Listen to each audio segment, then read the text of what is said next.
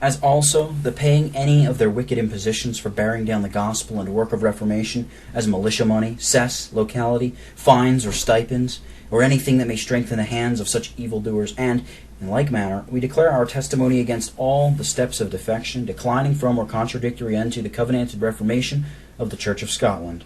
And therefore we disown, as inconsistent with our ancestors' testimony, that promiscuous association in the late expedition, 1685, and all associations and confederacies whatsoever, with sectaries and malignants, and any other thing that opens a door for their introduction and toleration, or whereby the state of the quarrel is not proposed, according to the ancient plea, against both right and left-hand opposites. But more particularly, because our principles are most suspected upon the ordinances of magistracy and ministry, therefore we shall plainly unbosom our hearts about these also. We profess, then, concerning magistracy, to obviate the suspicion of any unfriendliness towards that obstinate and disloyalty to rightful magistrates, and declare our minds in these assertions. Number 1. As we distinguish between magistracy, or the office in the abstract, and the persons invested with the office, so of magistracy in itself considered, we say that as it is not subjectively founded upon grace, so it is a holy and divine institution for the good of human society, the encouragement of virtue and piety, and the curbing of vice and impiety, competent unto and honorable amongst both Christians and heathens. Number 2. As for such magistrates as being rightfully and lawfully constitute over us, do act as the ministers of God in a direct line of subordination to God in the defense of our covenanted reformation and the subjects' liberties, we declare, whensoever we can obtain and enjoy such rulers, we will own, embrace, obey, and defend them to the uttermost of our power, and prove encouraging, subject, and obedient to them in our places and stations. Number 3. In things civil, though we do not say that every tyrannical act or action doth make a tyrant, yet we hold that habitual, obstinate, and declared opposition to and overturning of religion, laws, and liberties, and making void all contracts with the subjects, or when he usurps a power without any compact, or giving any security for religion and liberties, or when he is such as the laws of the land make incapable of government, these sufficiently invalidate his right and relation of magistracy, and warrant subjects, especially in the covenanted lands, to revolt from under and disown allegiance unto such a power. In such a case, when the body of a land, collectively considered, or the more faithful and better part of that land, in the time of national and universal apostasy and complete and habitual tyranny, adhering closely to the fundamental constitutions and laudable practices of that covenanted land, when the fundamental laws of the kingdom are directly overturned, and the essential conditions of the mutual compacts are broken, and such as cleave closely to the reformation and liberties of the kingdom are accounted rebels and prosecuted as such, may reject and refuse the magistrical relation between the tyrant and them, yet before the erection of formal magistracy, they may not lawfully arrogate to themselves that authority which the tyrant hath forfaulted, or claim to themselves the authority of judges, though radically they have the authority of the law by their natural right and fundamental power, which God allows, and is nature's attendant, and the municipal privilege of these subjects. But they cannot act judicially in either civil or criminal courts. Only, in the interim, they may lawfully do that which may most conduce to the securing of themselves religion and liberty. Number 4. In church affairs, we allow the magistrate a power over the outward things of the church, that is, what belongs to the bodies of church officers and members, but not over the inward things of the church, such as doctrine, worship, discipline, and government. We own he may and ought to preserve both tables of the law,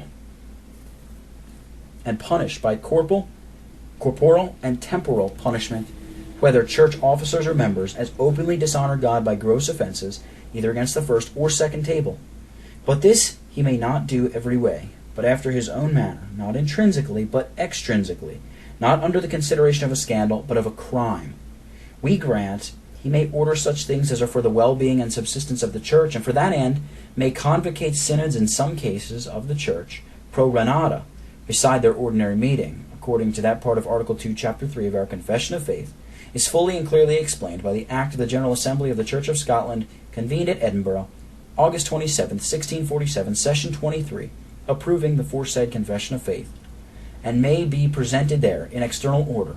but not preside in their synodical debates and resolutions. He may add his civil sanction to synodical results, but we deny him any power to restrain church officers in dispensing of Christ's ordinances, to forbid them to do what Christ hath given them in commandment. We own that as he ought to take care of the maintenance of the ministry, schools, and poor, so imperatively he may command church officers to do their duties. Yet we deny him an elective power, either to do to himself, what is incumbent to church officers, or to depute others to administer ordinances in his name, or by any ministerial power received from him. Finally, we allow him a cumulative power, whereby in his own way he assisteth, strengtheneth, and ratifieth what church officers do by virtue of their office. But we deny unto him a privative power, which detracteth away from the church's authority, for he is a nursing father, and not a stepfather. In sum, we grant this to be the full extent of the magistrate's supremacy in the church affairs, to order whatsoever is commanded by the God of heaven, that it be diligently done for the house of the God of heaven. And what further he may usurp, we disown and detest. By considering the God-condemning and heaven-daring wickedness, usurpation, and tyranny of the present and latter pretended rulers over this land, and what grievous affronts, bold and open defiances they have given to the Most High God, and what unparalleled abuses they have done to the ordinance of magistracy, therefore we disown, detest, and abhor the corruption, perversion, and eversion of that ordinance in this land, and, in the first place, for the late tyrant, as we do abhor the memory of his erection and unhappy restoration, after many evidences he was known to be an enemy of God and the country. His nefarious wickedness in ejecting the ministers of Christ from their charges and introducing abjured prelacy. His atrocious arrogance in rescinding all acts of Parliament for the works of Reformation. His unparalleled perfidy and perjury in making void and burning the covenants. His heaven-daring usurpation in arrogating to himself that blasphemous and Christ-dethroning supremacy. His audacious and treacherous exerting of that usurped power in giving indulgences to outed ministers, to divide and destroy the church. His arbitrary and manifest tyranny over the consciences of poor people, pressing them to conformity with the times' abominations, contrary both to religion and reason, and imposing upon them conscience-debauching oaths. His absolute domination over the whole land in levying militia and other forces, horse and foot, for carrying on his wicked designs of advancing himself to an arbitrary power, and bearing down the work of reformation and enslaving the people, particularly in sending an host of savage and barbarous Highlanders several times upon a poor innocent people to waste and destroy them, and imposing wicked taxations for the maintenance of these forces, professedly required for suppressing religion and liberty, and preserving and promoting his absoluteness over all matters and persons, sacred and civil.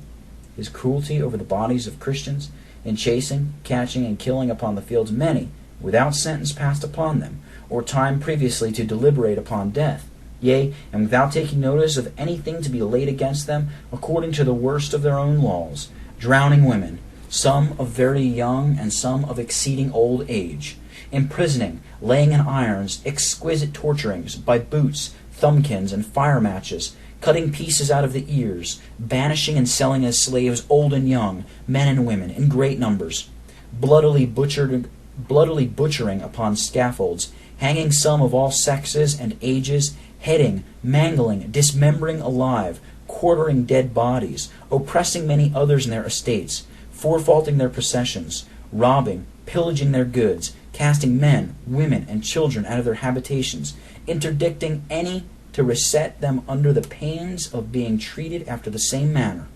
and all this for their adherence unto the covenanted work of reformation, while in the meantime many murderers, adulterers, and incestuous persons, sodomites, witches, and other malefactors were pardoned or passed without punishment.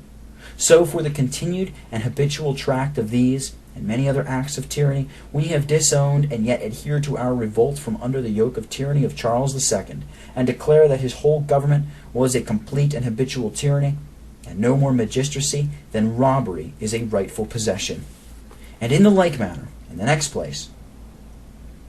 we disown the usurpation of James, Duke of York, succeeding and persisting in the same footsteps of tyranny, treachery, and cruelty, with the same domineering over men and women's consciences, and cruelty toward their bodies and estates, and oppression over the land.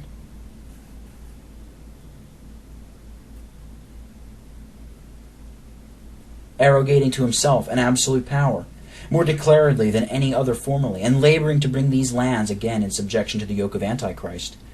Being a professed papist, and therefore whatever right he may pretend by lineal succession, suffrage of inquisitous laws, and packed parliaments, he hath no legal or lawful right to the crown, especially seeing many acts of ancient parliaments declare papists altogether incapable of bearing any rule, or any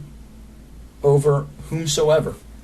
except they be maintainers of the true Protestant religion, according to the national covenant, as it is statute by the 8th Act, Parliament 1, repeated in 99th Act, Parliament 7, ratified by the 23rd Act, Parliament 11, and 114th Act, Parliament 12 of King James VI, and 4th Act of King Charles I. And here we stand as to the point of magistracy.